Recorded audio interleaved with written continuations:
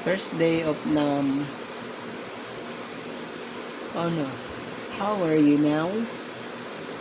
Good? Hi, ako si Sap o mas kilala sa pangalang PS2. Meron akong clip and palette at ito ang istorya ng buhay ko. Hello everyone, ito nga pala yung unang araw na magkakaroon ako ng NAM. At para po sa kalaman ng lahat, ang NAM may isang aparato na kung tawagin sa English na nasoalveolar o isang bagay na nilalagay sa aming bibig na may mga ngot para i-reshape ang aming gums, labi at nostrils o yung butas ng aming ilong.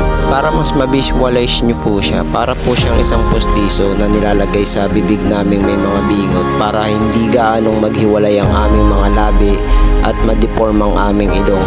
So meaning nilalagay ho to sa aming bibig hanggat hindi pa po kami na-ooperahan para po pagdating ng operasyon ay hindi po masyadong hiwalay ang aming labi at the same time yung aming ilong ay hindi siya magiging flat.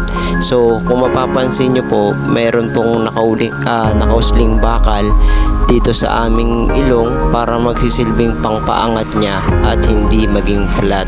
So bali ngayong araw nga po guys ay makakuha ko na ang aking NAM. So pumunta kami dito sa clinic o sa Philippine Band of Mercy sa may Quezon City dahil dito nga ako lagi nagpapacheck up ng aking condition. So dito sa biyahe na to ay along EDSA na kami dyan. At ito nga si Papa. So sa mga nagtataka, sa kanya ko po hinihiram ang aking boses habang ako po ngayon ay hindi pa marunong magsalita.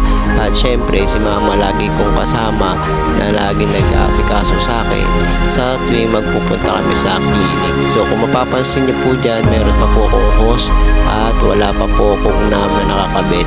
So andito na nga po kami sa loob ng clinic sa may Quezon City at inaantay na nga lang po kami tawagin para maikabit na ang aking NAM.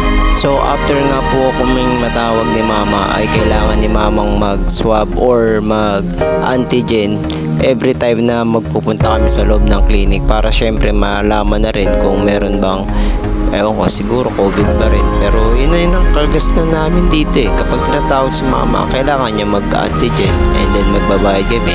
So far, yun lang naman ang aming ginagastos kasi libre naman ang check-up dito sa PBM.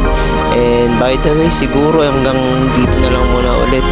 And sana mapanood nyo pa yung iba naming mga videos na gagawin na.